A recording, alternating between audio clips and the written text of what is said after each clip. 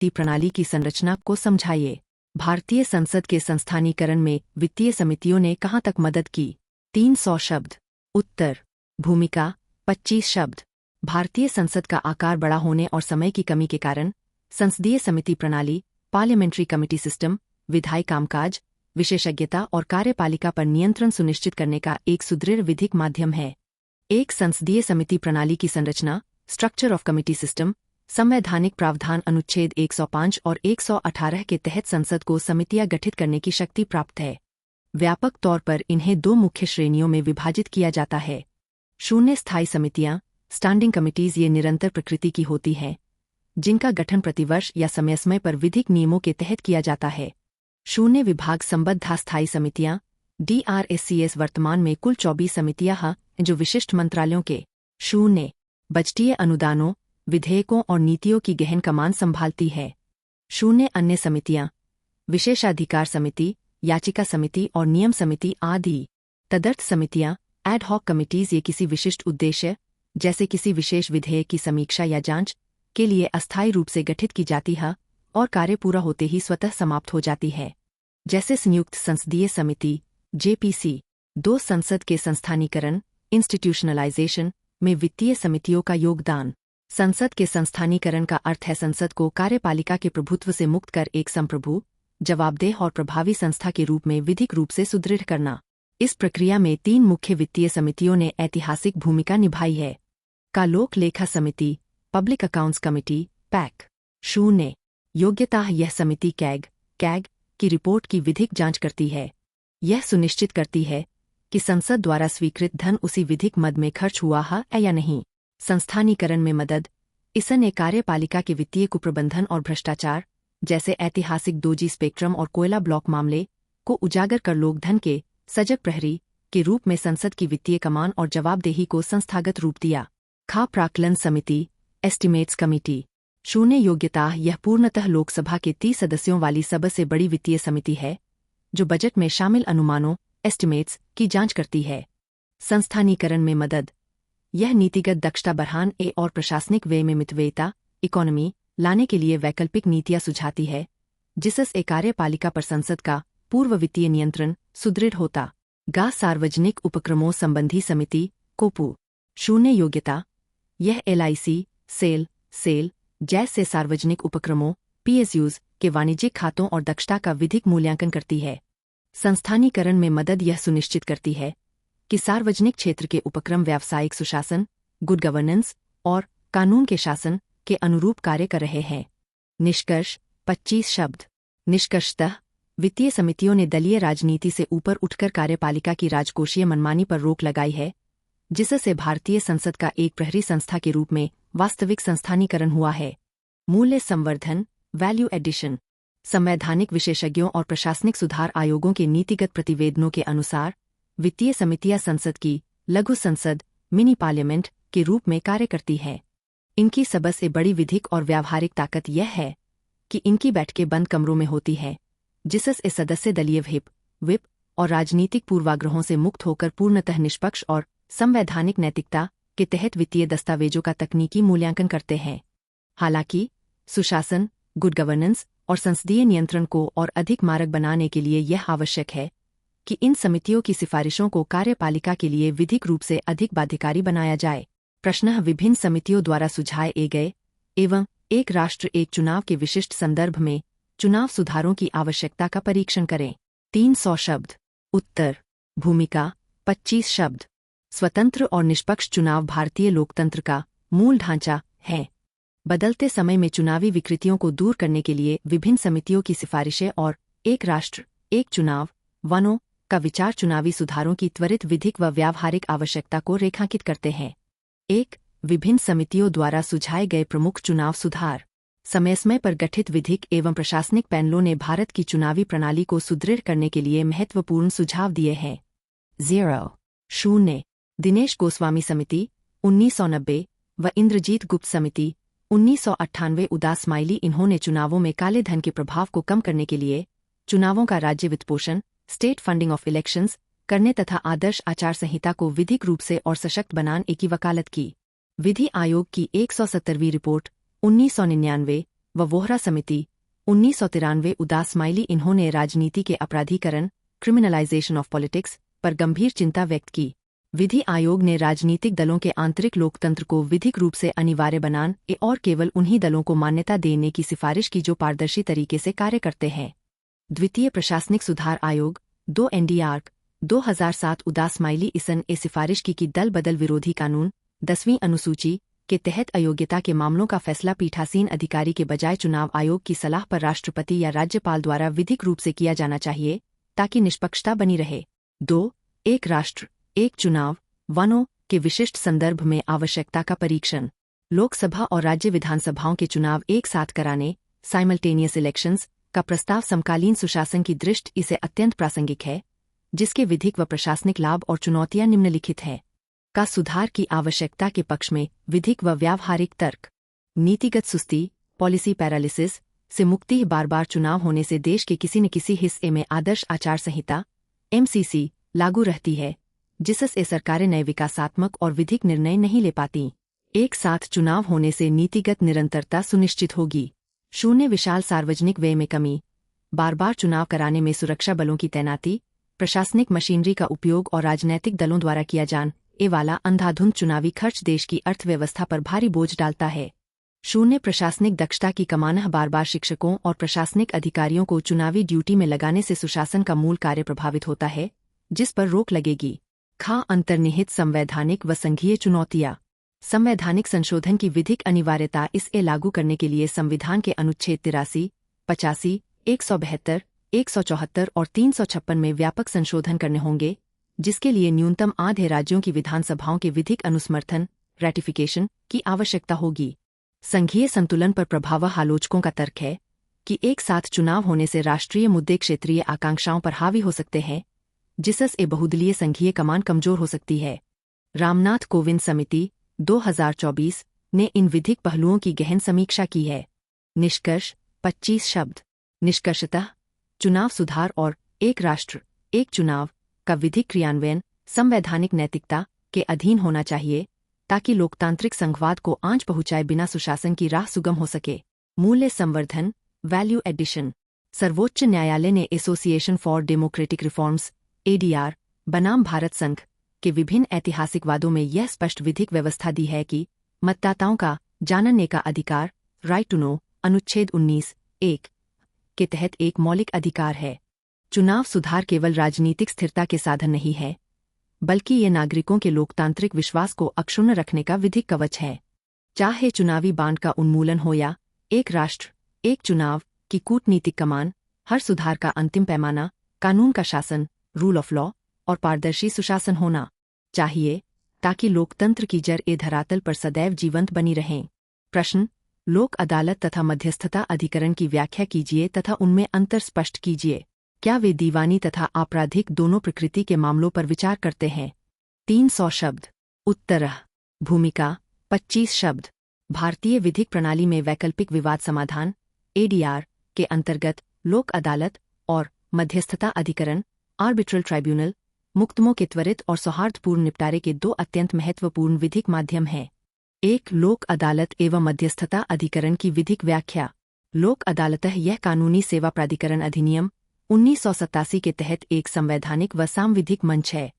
इसका मूल उद्देश्य गांधीवादी सिद्धांतों पर आधारित सुलह और आपसी समझौते के माध्यम से अदालतों में लंबित या प्रीलिटिगेशन मामलों का निपटारा करना है।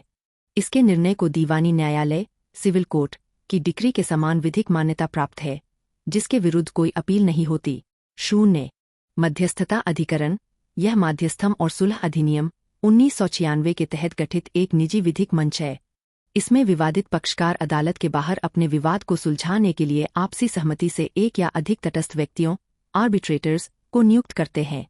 अधिकरण द्वारा पारित निर्णय को आर्बिट्रल अवार्ड कहा जाता है, जो दोनों पक्षों पर विधिक रूप से बाध्यकारी होता है। दोनों विधिक मंचों में मुख्य अंतर। विधिक विशेषता। लोक अदालत, मध्यस्थता अधिकरण, आर्बिट्रल ट्राइब्यूनल। वैधानिक आधार। पीठ की संरचना। कानूनी सेवा प्राधिकरण अधिनियम 1987 के अधीन इसमें सेवानिवृत्त या सेवारत न्यायिक अधिकारी और सामाजिक कार्यकर्ता शामिल होते हैं। क्षेत्राधिकार। अपील का विकल्प। विधिक व्यय, न्यायालय में लंबित या प्रीलिटिगेशन के सभी सामान्य विधिक मामले। इसके निर्णय के विरुद्ध कोई विधिक अपील नहीं होती, यह अंतिम और बाध्यकारी है। यह पूरी तरह मुफ्त, नो कोर्ट फी है। यदि कोर्ट फीस जमा हो चुकी हो तो वह भी वापस मिल जाती है। माध्यस्थम और सुलह अधिनियम 1996 के अधीन इसम ए पक्षकारों द्वारा नियुक्त निजी विशेषज्ञ तकनीकी कमान वाले व्यक्ति या सेवानिवृत्त न्यायाधीश होते। मुख्य रूप से वाणिज्यिक, व्यावसायिक, अनुबंध, कॉन्ट्रैक्चुअल और संविदात्मक विवाद विधिक रूप से सीमित आधारों पर, जैसे दुर्भावना या प्रक्रियात्मक विसंगति, न्यायालय में चुनौती दी जा सकती है। यह एक खर्चीली प्रक्रिया है जिसमें मध्यस्थों की फीस और प्रशासनिक खर्च पक्षकारों को वहन करना होता। 3 दीवानी तथा आपराधिक मामलों पर विचार करने की विधिक स्थिति। 0 दीवानी मामले, सिविल केसेस। दोनों ही मंच दीवानी प्रकृति के मामलों जैसे संपत्ति विवाद, पारिवारिक कलह, अनुबंध उल्लंघन और वित्तीय लेनदेन पर विस्तृत विचार करने के लिए विधिक रूप से पूरी तरह सक्षम है। 0 आपराधिक मामले, क्रिमिनल केसेस। 0 लोक अदालत यह केवल शमनीय आपराधिक मामलों, कंपाउंडेबल ऑफेंसेस पर विचार कर सकती है, यानी ऐसे छोटे अपराध जिनमें कानूनन आपसी समझौते या राजीनामे की विधिक अनुमति, जैसे चेक बाउंस, साधारण मारपीट, वैवाहिक विवाद, होती है। यह गंभीर व अशमनीय, नॉन कंपाउंडेबल अपराधों जैसे हत्या, बलात्कार पर विचार नहीं कर सकती। 0 मध्यस्थता अधिकरण यह आपराधिक प्रकृति के मामलों पर बिल्कुल विचार नहीं कर सकता। आपराधिक मामले पूर्णतः राज्य के विरुद्ध माने जाते हैं, जिनका निर्णय करने की संप्रभु कमान केवल राज्य की विधिक अदालतों के पास है। निष्कर्ष 25 शब्द। निष्कर्षतः जहां लोक अदालतें सामाजिक न्याय और गरीबों के लिए मुफ्त व त्वरित विधिक कवच है, वहीं मध्यस्थता अधिकरण व्यावसायिक सुशासन और कॉरपोरेट जगत के विवादों को सुलझाने की एक प्रभावी विधिक कमान है। प्रश्न: कैबिनेट प्रणाली के विकास के परिणामस्वरूप व्यावहारिक रूप से संसदीय सर्वोच्चता हाशिए पर चली गई है, स्पष्ट कीजिए। 300 शब्द। भूमिका 25 शब्द। संसदीय लोकतंत्र में सैद्धांतिक रूप से संसद को सर्वोच्च, सॉवरेन माना गया है, परंतु व्यावहारिक रूप से कैबिनेट प्रणाली के अतिविकास ने संसदीय सर्वोच्चता को कैबिनेट की तानाशाही में बदल दिया है। एक संसदीय सर्वोच्चता के हाशिए पर जान एक विधिक व व्यावहारिक कारण। ब्रिटिश न्यायवी रामसे म्योर ने कैबिनेट को राज्य के जहाज का स्टीयरिंग व्हील कहा था। आधुनिक दलीय राजनीति में कैबिनेट द्वारा संसद की शक्तियों को सीमित करने के मुख्य विधिक आधार निम्नलिखित हैं। 0 कठोर दलीय कमान और व्हिप का डर। संसद सदस्य स्वतंत्र विधिक विवेक के बजाय अपनी राजनीतिक पार्टी के व्हिप से बंधे होते हैं। यदि कोई सांसद कैबिनेट कार्यपालिका के विधिक प्रस्तावों या विधेयकों के विरुद्ध मतदान करता है तो 10वीं अनुसूची दल बदल विरोधी कानून के तहत उसकी सदस्यता समाप्त हो सकती है। इस विधिक कमान के कारण संसद केवल कैबिनेट के निर्णयों पर मुहर लगाने वाली संस्था बनकर रह गई है। प्रदत्त विधायन डेलीगेटेड लेजिस्लेशन का बढ़ता जाल संसद के पास समय और तकनीकी विशेषज्ञता की कमी होती है। वह केवल एक रूपरेखा फ्रेमवर्क लॉ पारित कर देती है और विस्तृत नियम उपनियम बनाने की आत्यंतिक विधिक शक्तियां कार्यपालिका, नौकरशाही और कैबिनेट को सौंप देती है। इससे कानून बनाने की वास्तविक संप्रभु कमान मान कैबिनेट के हाथ में चली जाती है। असाधारण विधायी व वित्तीय नियंत्रण संसद में कौन सा विधेयक कब पेश होगा, बजटीय आवंटन क्या होगा, यह सब कैबिनेट द्वारा तय किया जाता है। प्रचंड बहुत वाली सरकार में संसद कार्यपालिका के वित्तीय प्रस्तावों में 1 रुपये की भी कटौती करने में व्यावहारिक रूप से अक्षम होती है। 2 संसद का गिरता अवबोधन और नियंत्रण तंत्र।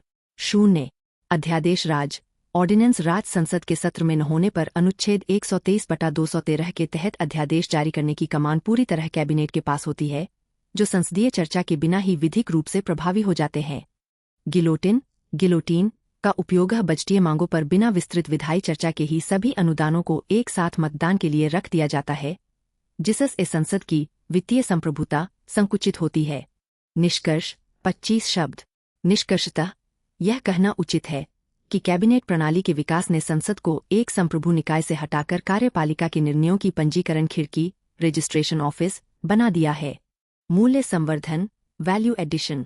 संवैधानिक न्यायविदों और नीतिगत सुधार पैनलों के अनुसार संसदीय सर्वोच्चता को पुनः स्थापित करने के लिए यह आवश्यक है कि संसद की बैठकों के विधिक दिनों की संख्या निश्चित की जाए, विपक्ष को चर्चा के लिए अधिक समय दिया जाए और सभी महत्वपूर्ण विधेयकों को संसदीय समितियों DRACS के समक्ष गहन तकनीकी कमान और जांच के लिए अनिवार्य रूप से भेजा जाए। जब तक दलीय राजनीति से ऊपर उठकर सांसदों को स्वतंत्र विधिक अभिव्यक्ति का अवसर नहीं मिलेगा, तब तक सुशासन, गुड गवर्नेंस और संवैधानिक नैतिकता का लोकतांत्रिक संतुलन पंगु बना रहेगा। प्रश्न: कतिपय अत्यावश्यक सार्वजनिक मुद्दों से संबंधित होने के कारण सार्वजनिक चैरिटेबल ट्रस्टों में भारत के विकास को अधिक समावेशी बनाने एक सामर्थ्य है। टिप्पणी कीजिए। 300 शब्द। उत्तर: भूमिका 25 शब्द।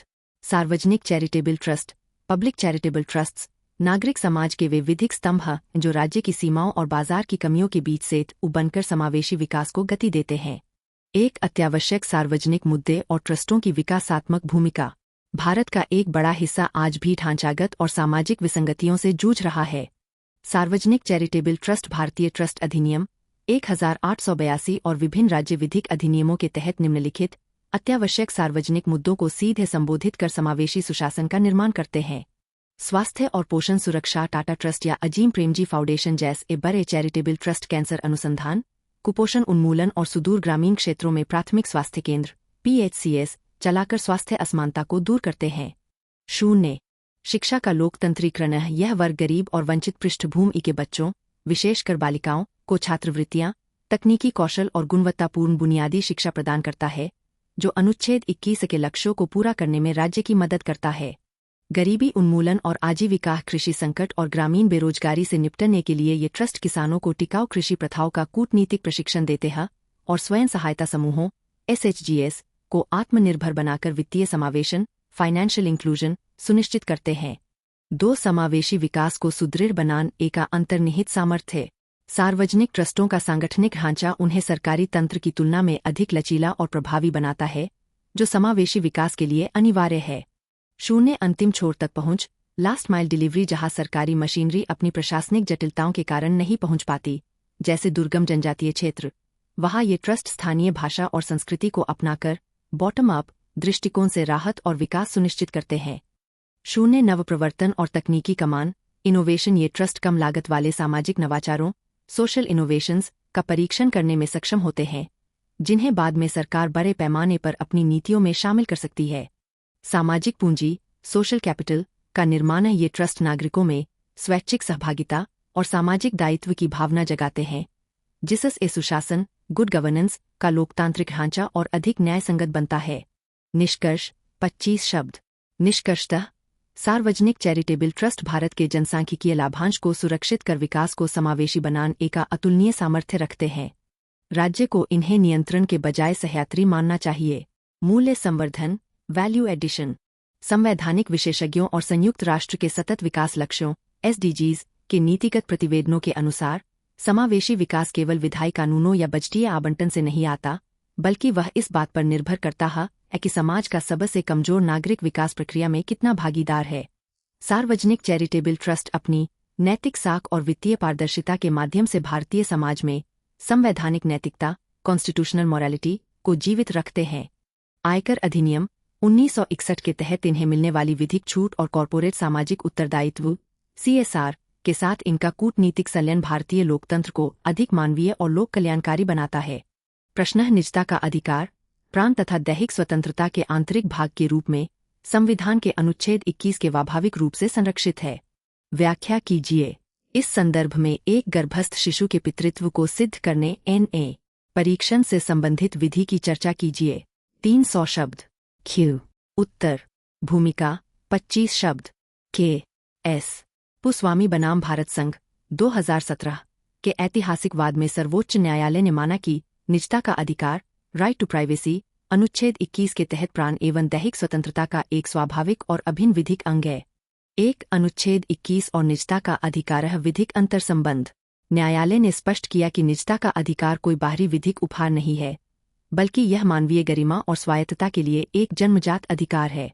0 शारीरिक एवं वैचारिक संप्रभुता। निजता का अर्थ है किसी भी नागरिक को अपने शरीर, घर, व्यक्तिगत संबंधों और डेटा कमान पर पूर्ण विधिक संप्रभुता प्राप्त होना। राज्य बिना किसी तार्किक और विधिक आधार के इसम ए हस्तक्षेप नहीं कर सकता। 0 प्रगामी कसौटी 3-fold टेस्ट। न्यायालय ने व्यवस्था दी कि यदि राज्य किसी नागरिक की निजता को सीमित करना चाहता है, तो उसे 3 विधिक शर्तों को पूरा करना होगा। 1 ऐसा करने के लिए एक विधिक कानून लीगैलिटी होना चाहिए। 2 राज्य का एक वैध उद्देश्य स्टेट ऑब्जेक्टिव होना चाहिए। 3 वह हस्तक्षेप उस उद्देश्य के समानुपातिक प्रोपोर्शनैलिटी होना चाहिए। 2 गर्भस्थ शिशु का पितृत्व और डीएनए परीक्षण डीएनए टेस्ट से संबंधित विधि। जब मामला किसी महिला के गर्भ में पल रहे शिशु फीटस के पितृत्व पैटर्निटी को सिद्ध करने का हो तो निजता का अधिकार और न्यायशास्त्र जूरिस्प्रूडेंस एक अत्यंत संवेदनशील मोड़ पर आ जाते हैं। 0 साक्ष्य अधिनियम एविडेंस एक्ट की विधि कमाना पारंपरिक रूप से भारतीय साक्ष्य अधिनियम 1872 की धारा 112 जो अब समकालीन भारतीय साक्ष्य अधिनियम में समाहित है, विवाह के दौरान पैदा हुए बच्चे की वैधता लिजिटिमेसी का एक सुदृढ़ विधिक अनुमान प्रस्तुत करती है। इसे चुनौती देना अत्यंत कठिन होता है। असाधारण विधिक परिस्थिति एमिनेंट नीड न्यायालयों का यह स्पष्ट विधिक रुख है कि किसी भी मामले में नियमित रूप से रूटीनली डीएनए परीक्षण का आदेश नहीं दिया जा सकता। ऐसा आदेश केवल तभी दिया जाता है जब मामले को सुलझाने का कोई अन्य विधिक विकल्प शेष न बचा हो।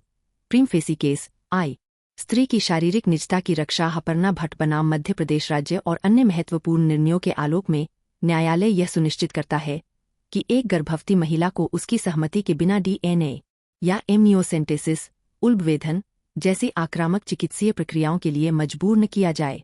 यह महिला के शारीरिक स्वायत्तता के विधिक अधिकार अनुच्छेद 21 का सीधा हनन माना जाता है। 0 शिशु का हित best interest of the child अदालतें माता पिता के विवादों से ऊपर उठकर गर्भस्थ शिशु के हितों को सर्वोपरि विधिक स्थान देती हैं ताकि किसी भी परीक्षण के कारण बच्चे पर अवैधता बास्टर्डाइजेशन का सामाजिक और विधिक कलंक न लगे। निष्कर्ष 25 शब्द। निष्कर्षतः डीएनए परीक्षण विज्ञान का एक सटीक उपकरण है, परंतु इसका प्रयोग करते समय न्यायपालिका महिला की शारीरिक निजता और संवैधानिक नैतिकता के विधिक संतुलन को सदैव सर्वोपरि रखती है। प्रश्न नियंत्रक एवं महालेखा परीक्षक कैग का कर्तव्य केवल व्यय की वैधता सुनिश्चित करना ही नहीं बल्कि उसका औचित्य भी सुनिश्चित करना है। टिप्पणी कीजिए। 300 शब्द। उत्तर भूमिका 25 शब्द। भारत के नियंत्रक एवं महालेखा परीक्षक कैग का संवैधानिक पद अनुच्छेद 148 के तहत लोकवित्त पब्लिक फाइनेंस का सर्वोच्च प्रहरी है जो वित्तीय उत्तरदायित्व और पारदर्शिता सुनिश्चित करता है। एक व्यय की वैधता सुनिश्चित करना लीगल एंड रेगुलेटरी ऑडिट यह कैग का पारंपरिक और अनिवार्य विधिक कर्तव्य है जिसे नियमों की लेखा परीक्षा कहा जाता है। इसके तहत कैग निम्नलिखित आयामों की जांच करता है। 0 विधिक प्राधिकार क्या खर्च किया गया धन संसद या राज्य विधानमंडल द्वारा पारित विनियोग अधिनियम एप्रोप्रिएशन एक्ट के तहत विधिक रूप से स्वीकृत था। 0 नियमों की अनुपालना क्या व्यय कार्यपालिका द्वारा निर्धारित वित्तीय नियमों प्रक्रियाओं और प्रशासनिक कमान के अनुरूप किया गया है। सटीक वर्गीकरण क्या धन को उसी विशिष्ट मद हेड में खर्च किया गया है जिसके लिए वह विधिक रूप से आवंटित था। 2 व्यय का औचित्य सुनिश्चित करना प्रोप्राइटी एंड परफॉर्मेंस ऑडिट आधुनिक लोकतांत्रिक सुशासन में कैग की भूमिका केवल विधिक औपचारिकताओं तक सीमित नहीं है, वह कार्यपालिका के खर्चों के औचित्य प्रोप्राइटी और प्रदर्शन परफॉर्मेंस का भी कड़ा मूल्यांकन करता है। इसे बुद्धिमत्ता निष्ठा और मितव्ययिता की लेखा परीक्षा कहा जाता है। मितव्ययिता और दक्षता इकोनॉमी एफिशिएंसी कैग यह देखता है कि क्या सरकार ने योजना को लागू करते समय बाजार दरों का ध्यान रखा या अत्यधिक ऊंचे दामों पर खरीद करके सार्वजनिक धन की बर्बादी की। आम नागरिक का दृष्टिकोण औचित्य की जांच करते समय कैग यह विधिक सिद्धांत अपनाता है कि कार्यपालिका को सार्वजनिक धन खर्च करते समय वैसी ही सतर्कता और बुद्धिमत्ता बरतनी चाहिए जैसी एक सामान्य व्यक्ति अपने निजी धन को खर्च करते समय बरतता है। नीतिगत प्रभाव का मूल्यांकन कैग यह जांच करता है कि जिस सामाजिक आर्थिक उद्देश्य जैसे मनरेगा या स्वास्थ्य योजनाएं के लिए करोड़ों रुपए खर्च किए गए, क्या धरातल पर उसका वास्तविक लाभ लक्षित लाभार्थियों तक पहुंचा या धन केवल कागजी विधिक प्रक्रियाओं में सिमट कर रह गया। निष्कर्ष 25 शब्द। निष्कर्षतः व्यय की वैधता के साथ साथ औचित्य की जांच करके ही कैग कार्यपालिका की वित्तीय मनमानी पर अंकुश लगाता है और वित्तीय सुशासन को वास्तविक रूप देता है। मूल्य संवर्धन वैल्यू एडिशन सर्वोच्च न्यायालय और प्रशासनिक सुधार आयोगों आर्क के नीतिगत प्रतिवेदनों के अनुसार कैग केवल एक मुनीम या लेखाकार नहीं है, बल्कि वह भारतीय लोकतंत्र का एक ऐसा संवैधानिक सुरक्षा वॉल्व है जो लोक धन के दुरुपयोग को रोकता है। यदि कैग को औचित्य की जांच करने की विधि कमान न हो तो कार्यपालिका नियमों की आड़ लेकर बड़े वित्तीय घोटालों जैसे भूतकाल के 2G या कोयला ब्लॉक आवंटन मामले को वैध ठहरा देगी। औचित्य की लेखा परीक्षा ही संसद की वित्तीय संप्रभुता और कानून के शासन रूल ऑफ लॉ को धरातल पर जीवंत बनाए रखती। प्रश्न स्थानीय स्तर पर सुशासन प्रदान करने में स्थानीय निकायों की भूमिका का विश्लेषण कीजिए और ग्रामीण स्थानीय निकायों को शहरी स्थानीय निकायों में विलय करने के फायदे और नुकसान को स्पष्ट कीजिए। 300 शब्द। उत्तर। भूमिका 25 शब्द। 73वें और 74वें संविधान संशोधन 1992 द्वारा स्थापित स्थानीय निकाय PRIs ULBs सत्ता के विकेंद्रीकरण, नागरिक सशक्तिकरण और जमीनी स्तर पर सुशासन गुड गवर्नेंस के मूल आधार स्तंभ है। एक स्थानीय स्तर पर सुशासन प्रदान करने में स्थानीय निकायों की भूमिका। स्थानीय निकाय लोकतंत्र की प्राथमिक पाठशाला के रूप में कार्य करते हुए सुशासन को निम्नलिखित विधिक और व्यावहारिक आयामों में सुनिश्चित करते हैं। लोकतांत्रिक विकेंद्रीकरण और जनभागीदारी। अनुच्छेद 243G और 243W के तहत ये निकाय स्थानीय आवश्यकताओं जैसे जल प्रबंधन, प्राथमिक शिक्षा व स्वास्थ्य के अनुरूप योजनाएं खुद तैयार करते हैं। ग्राम सभाओं और वार्ड समितियों के माध्यम से नीति निर्माण में नीचे से ऊपर बॉटम अप अप्रोच का दृष्टिकोण लागू होता है। समावेशी प्रतिनिधित्व और सामाजिक न्याय। महिलाओं के लिए न्यूनतम 33% विधिक आरक्षण तथा SC सेन समुदायों को जनसंख्या के अनुपात में प्रतिनिधित्व देकर इन निकायों ने पारंपरिक रूप से हाशिए पर खड़े वर्गों को प्रशासनिक कमान और राजनीतिक आवाज दी है। पारदर्शिता और जवाबदेही। स्थानीय स्तर पर होने वाले सामाजिक अंकेक्षण सोशल ऑडिट के माध्यम से भ्रष्टाचार पर विधिक अंकुश लगता है तथा नागरिकों के प्रति नौकरशाही की जवाबदेही प्रत्यक्ष रूप से सुदृढ़ होती है। 2 ग्रामीण निकायों का शहरी निकायों में विलय लाभ और नुकसान। तीव्र शहरीकरण और नगरों के फैलाव अर्बन स्प्रॉल के कारण पेरी अर्बन यानी ग्रामीण शहरी संक्रमणकालीन क्षेत्रों में दोनों निकायों के विलय का प्रस्ताव चर्चा में रहता है। का विलय के विधिक व आर्थिक फायदे एडवांटेजेस। एकीकृत योजना अवसंरचना इंटीग्रेटेड प्लानिंग। विलय से संपूर्ण क्षेत्र के लिए मास्टर प्लान, सीवरेज, परिवहन और ठोस कचरा प्रबंधन की एक समान और सुदृढ़ तकनीकी कमान स्थापित होती है। राजस्व आधार में वृद्धि। Financial viability. शहरी निकायों का कर दायरा जैसे संपत्ति कर, उपयोगकर्ता शुल्क बड़ा होता है। ग्रामीण क्षेत्रों के शामिल होने से संसाधनों का वित्तीय संवर्धन होता है, जिससे बड़ी विकास परियोजनाओं को बाजार से ऋण, म्युनिसिपल बॉन्ड्स लेकर पूरा करना सुलभ हो जाता है।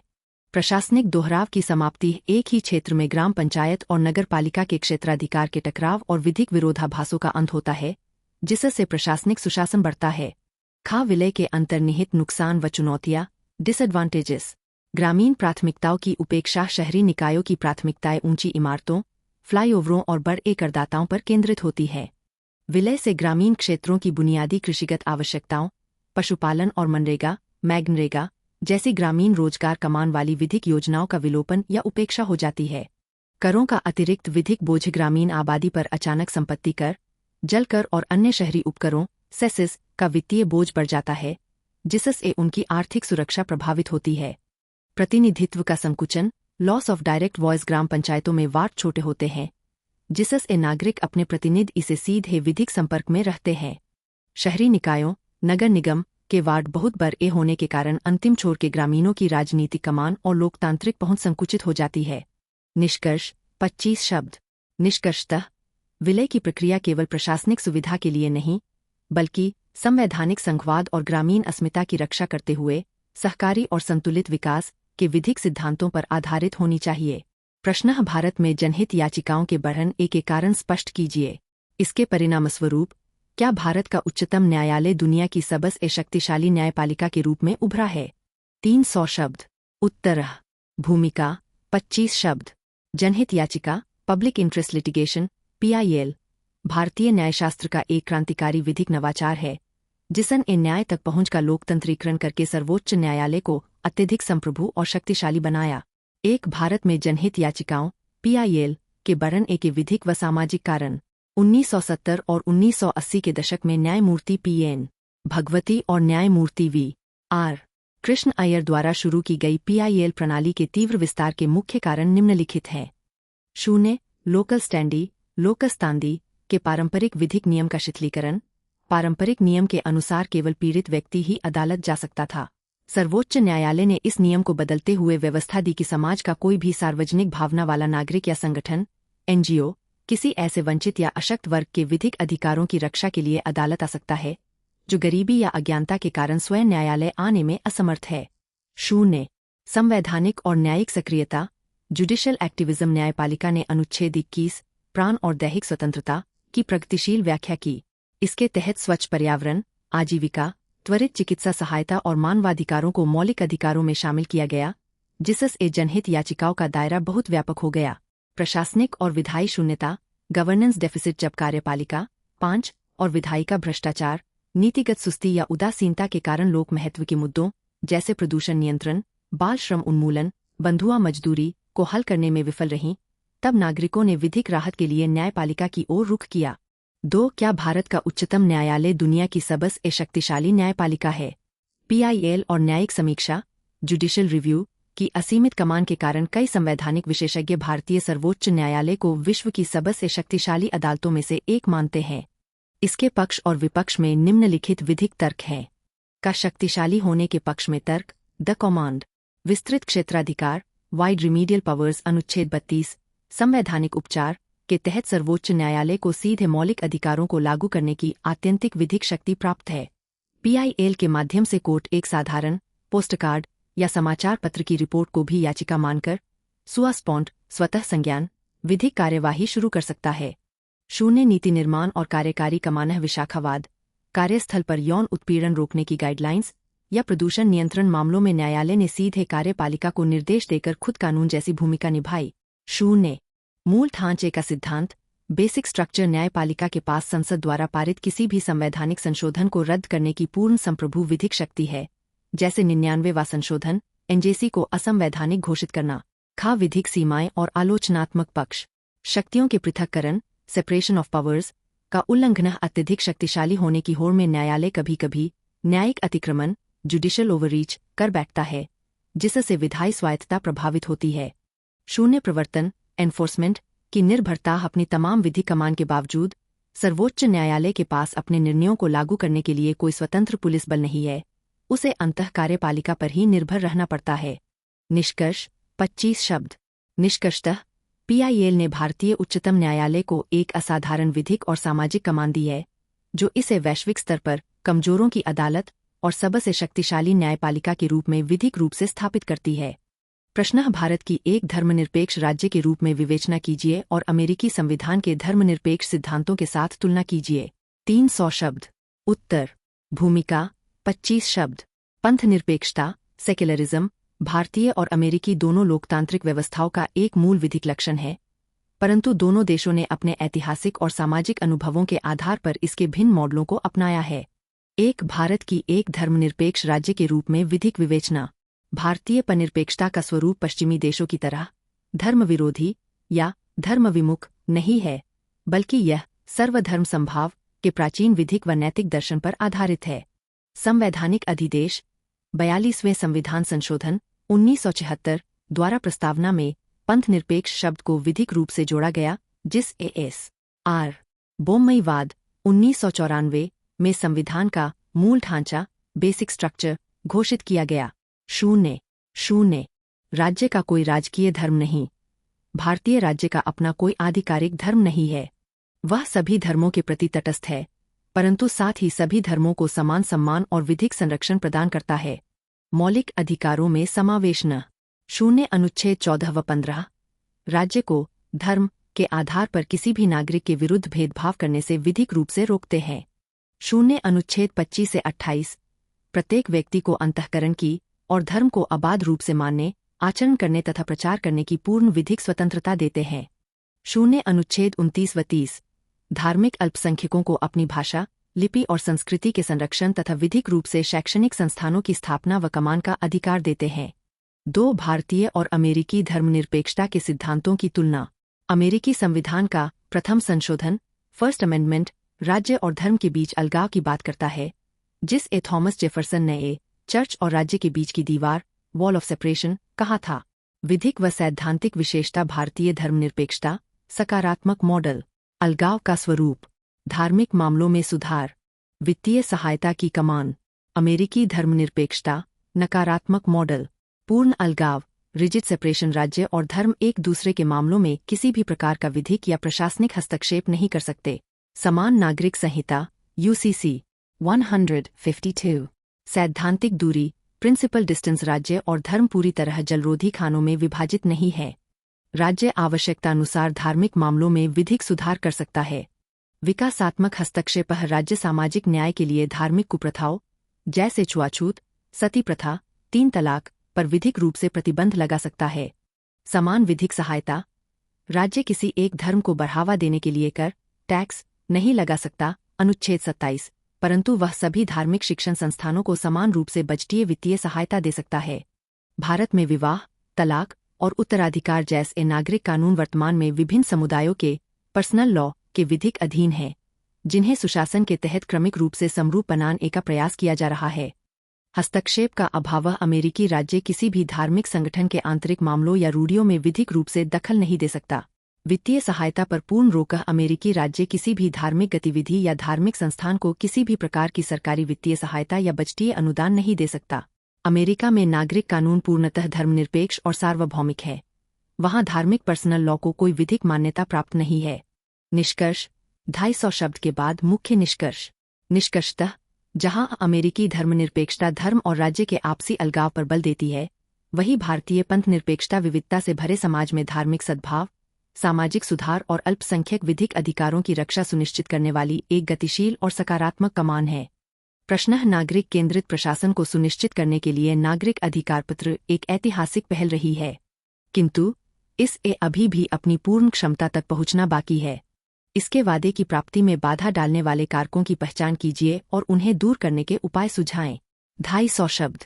उत्तर। भूमिका 25 शब्द। नागरिक अधिकार पत्र सिटीजन्स चार्टर सुशासन गुड गवर्नेंस का एक ऐसा विधिक व प्रशासनिक उपकरण है जो सरकारी सेवाओं में पारदर्शिता, जवाबदेही और नागरिक केंद्रितता सुनिश्चित करने के उद्देश्य से तैयार किया गया है। एक पूर्ण क्षमता तक पहुंचने में बाधा डालने वाले मुख्य कारक। ऐतिहासिक पहल होने के बावजूद द्वितीय प्रशासनिक सुधार आयोग 2 NDR के अनुसार इसके पूर्ण क्रियान्वयन में निम्नलिखित बाधाएं हैं। शून्य विधिक बाध्यता का अभाव, नो लीगल बैकिंग। अधिकांश नागरिक अधिकार पत्र केवल घोषणात्मक है। इनके उल्लंघन या सेवाओं में देरी होने पर नागरिकों के पास कोई दंडात्मक या विधिक उपचार लीगल रेमेडी उपलब्ध नहीं होता। जमीनी जुड़ाव की कमी, टॉप डाउन अप्रोच। इन्हें तैयार करते समय अग्रिम पंक्ति के कर्मचारियों, फ्रंटलाइन स्टाफ और आम नागरिकों से कड़ा विमर्श नहीं किया जाता। परिणामस्वरूप ये वास्तविक आवश्यकताओं से दूर केवल एक कागजी औपचारिकता बनकर रह जाते हैं। जटिल विधिक भाषा व जागरूकता का अभाव। अधिकार पत्रों की भाषा इतनी क्लिष्ट होती है कि आम नागरिक अपने विधिक अधिकारों और सेवा मानकों को समझ नहीं पाते। साथ ही सुदूर ग्रामीण क्षेत्रों में इसके प्रचार प्रसार की कमी है। शून्य प्रशासनिक उदासीनता व बुनियादी ढांचे की कमी। लोक सेवकों में नागरिक केंद्रित दृष्टिकोण के प्रति कमान और संवेदनशीलता का अभाव है।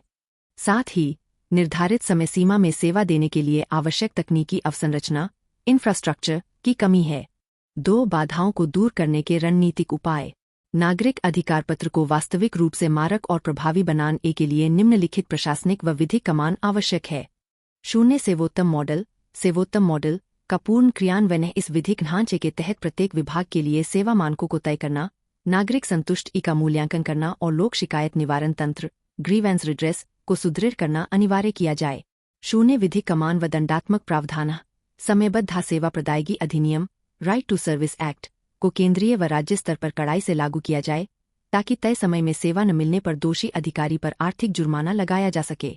शून्य विकेंद्रीकृत निर्माण प्रक्रिया बॉटम अप फॉर्मुलेशन। अधिकार पत्रों को प्रत्येक स्थानीय विधिक इकाई जैसे वार्ड या ग्राम पंचायत स्तर की विशिष्ट आवश्यकताओं के अनुरूप जनभागीदारी से तैयार किया जाए।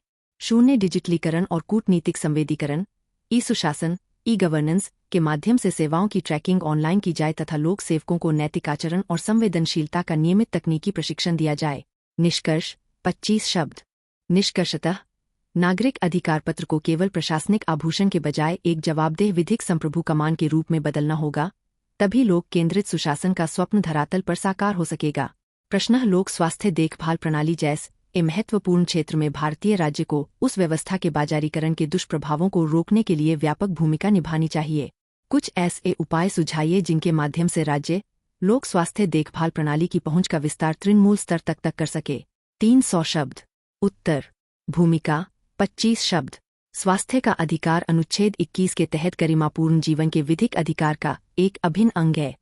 स्वास्थ्य क्षेत्र के अत्यधिक बाजारीकरण कमर्शलाइजेशन ने इस मौलिक अधिकार को एक महंगी वस्तु में बदल दिया है, जिससे राज्य के विधिक हस्तक्षेप की आवश्यकता बढ़ गई है। एक स्वास्थ्य क्षेत्र के बाजारीकरण के दुष्प्रभाव और राज्य की नियामक भूमिका निजी स्वास्थ्य क्षेत्र पर अत्यधिक निर्भरता के कारण आम नागरिकों को निम्नलिखित गंभीर विसंगतियों का सामना करना पड़ता है। शून्य जेब से अत्यधिक खर्च। Out of pocket expenditure. Bharat में स्वास्थ्य पर होने वाले कुल खर्च का लगभग 50 से 60% हिस्सा नागरिकों को अपनी जेब से देना पड़ता है। इस अत्यधिक वित्तीय बोझ के कारण प्रतिवर्ष लाखों लोग गरीबी रेखा के नीचे चले जाते हैं। 0. अनैतिक विधिक प्रथाएं और एकाधिकारह। निजी अस्पतालों द्वारा अनावश्यक नैदानिक परीक्षण, डायग्नोस्टिक टेस्ट्स, महंगी ब्रांडेड दवाइयां लिखना और कूटनीतिक रूप से बेड चार्ज बढ़ाना आम बात है।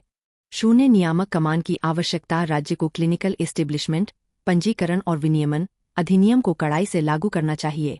इसके तहत निजी अस्पतालों में बुनियादी स्वास्थ्य सेवाओं, प्रक्रियाओं और पैथोलॉजी जांचों की अधिकतम विधिक मूल्य सीमा, प्राइस कैपिंग तय की जानी चाहिए, जैसा कि जीवन रक्षक दवाओं के लिए राष्ट्रीय दवा मूल्य निर्धारण प्राधिकरण (NPPA) करता है। 2. तृणमूल स्तर, ग्रासरूट्स लेवल तक स्वास्थ्य पहुंच के विस्तार के उपाय। लोक स्वास्थ्य प्रणाली को अंतिम छोर के नागरिक तक सुलभ बनाने के लिए राज्य को निम्नलिखित प्रशासनिक व नीतिगत कमान संभालनी होगी।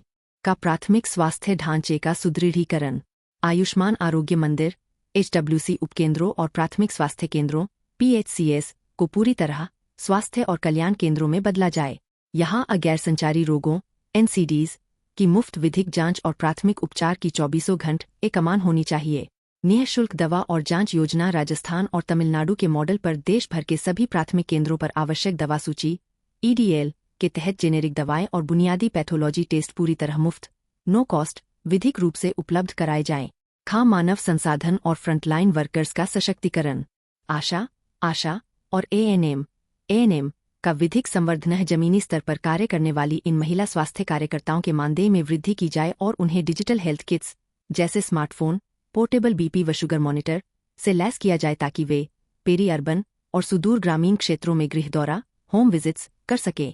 डॉक्टरों की अनिवार्य ग्रामीण सेवा। चिकित्सा शिक्षा प्राप्त करने वाले सरकारी डॉक्टरों के लिए ग्रामीण क्षेत्रों में न्यूनतम 3 वर्ष की विधिक सेवा को कड़ाई से लागू किया जाए। साथ ही ग्रामीण क्षेत्रों में कार्य करने वाले कर्मियों के लिए विशेष भत्ते दिए जाएं। डिजिटल और तकनीकी समावेशन। डिजिटल और तकनीकी समावेशन।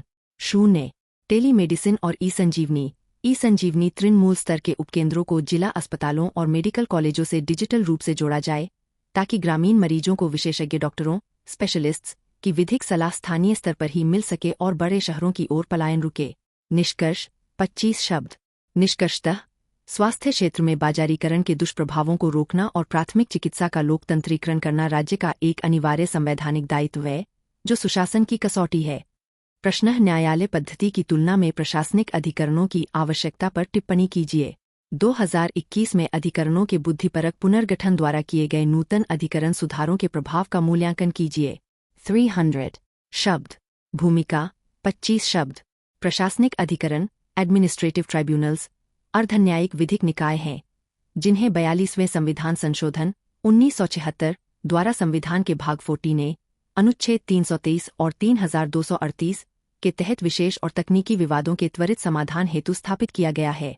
एक सामान्य न्यायालय पद्धति की तुलना में प्रशासनिक अधिकरणों की आवश्यकता। पारंपरिक दीवानी न्यायालयों की तुलना में अधिकरणों की आवश्यकता निम्नलिखित विधिक और व्यावहारिक आधारों पर है।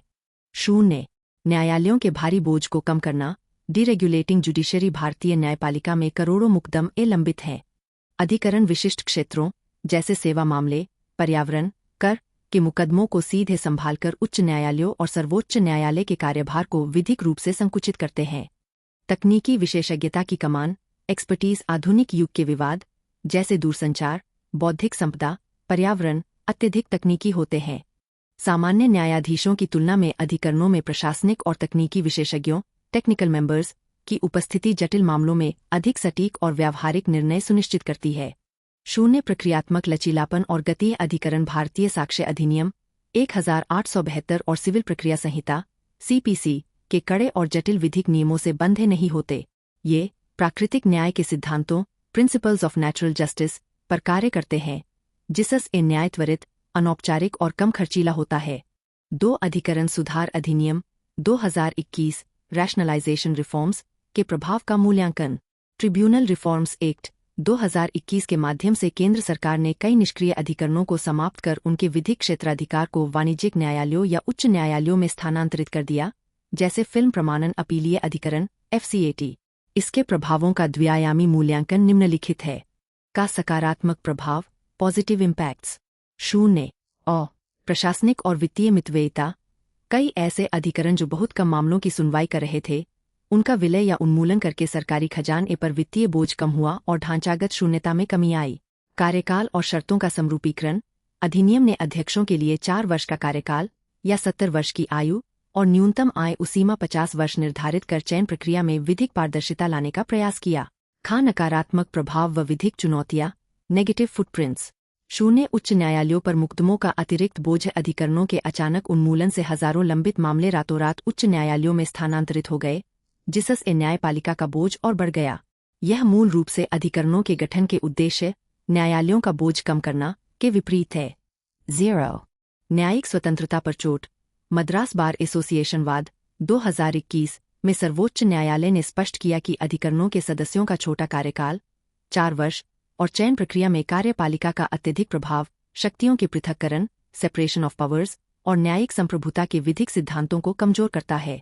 निष्कर्ष 25 शब्द।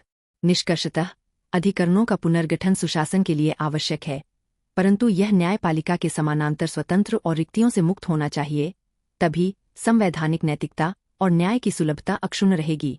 प्रगत प्रश्न। भारत और संयुक्त राज्य अमेरिका में क्षमा करने की राष्ट्रपति की शक्ति की तुलना कीजिए। क्या दोनों देशों में इसकी कोई सीमाएं हैं? अग्रिम माफी, एडवांस पार्डन, क्या होती है? 300 शब्द। उत्तर, भूमिका 25 शब्द।